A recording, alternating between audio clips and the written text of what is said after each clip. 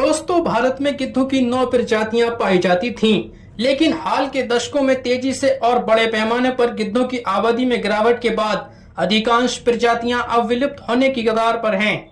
1990 के दशक के शुरू में भारत में जिप्स गिद्धों की 3 प्रजातियां सफेद दुम वाले गिद्ध, लंबी चोंच वाले गिद्ध और पतली चोंच वाले गिद्धों के अलावा अन्य प्रजातियों की अनुमानित आबादी लगभग 40 मिलियन थी, यानी 4 करोड़ आबादी थी। लेकिन अब ये जनसंख्या केवल चंद हजार में सिमट कर ही रह गई है। भारत के साथ साउथ एशिया और अफ्रीका में गिद्धों की सभी प्रजातियों की 99.95% से अधिक विनाशकारी पतन में केवल 0.5% गिद्ध ही बच पाए हैं। पिछले कुछ दशकों में भारत और दूसरे देशों में गिद्धों का पतन या गिद्ध संकट इंसानों द्वारा ज्ञात किसी भी जानवर की सबसे तेज गिरावट दर्शाता है।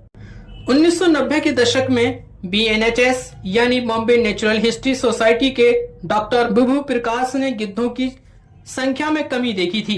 केल्डेव नेशनल पार्क में गिद्धों की आबादी की निगरानी की गई थी। जैसे जैसे गिद्धों की संख्या में गिरावट तेज हुई, राष्ट्रीय व अंतर्राष्ट्रीय वैज्ञानिक समुदाय ने गिद्धों की तेजी से कम हो रही जनसंख्या के कारणों की जांच करने का प्रयास किया।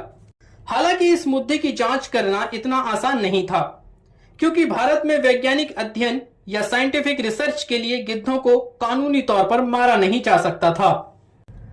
भारत में गर्मी के मौसम में टेम्परेचर अधिक होने के कारण ताजा मृत गिद्ध मिलना दुर्लभ हो चुका था, यानी ताजा मृत जानवर पाना बहुत मुश्किल हो गया था।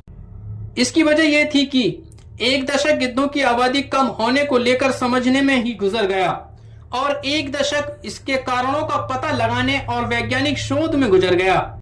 1980 के दशक से लेकर सन 2000 तक कोई भी ठोस कारण का पता नहीं लग पाया था कि गिद्धों की आबादी क्यों तेजी से कम हो रही है, क्योंकि सन 2002 में नेशनल ज्योग्राफिक के मुताबिक वैज्ञानिक 95% जनसंख्या की गिरावट के बारे में निश्चित नहीं थे। जियोलॉजिकल सोसाइटी ऑफ लंदन के डॉक्टर एंड्रयू कनिंघम ने पाया कि कीटनाशक, विषाक्त औद्योगिक प्रदूषण और उन्हें एक नए प्रकार के विषाक्त के संपर्क का संदेह हुआ।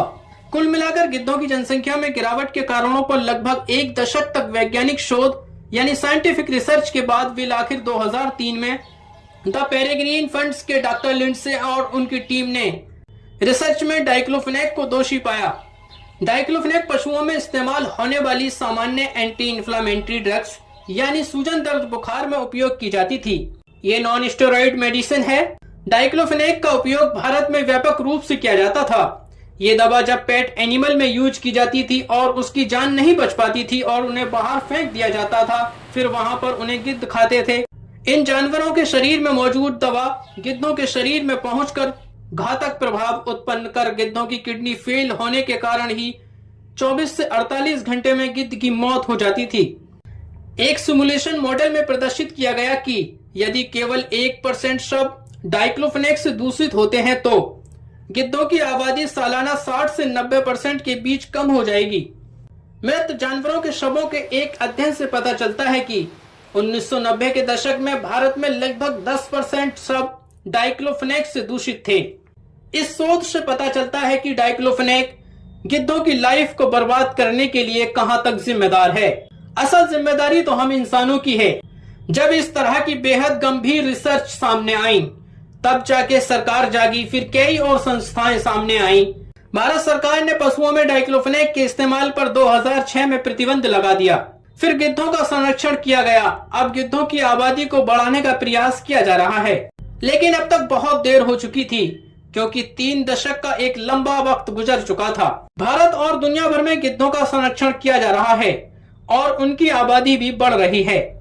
दोस्तों, गिद्धों के पतन के लिए आप किसे जिम्मेदार मानते हैं? कमेंट करके जरूर बताएं।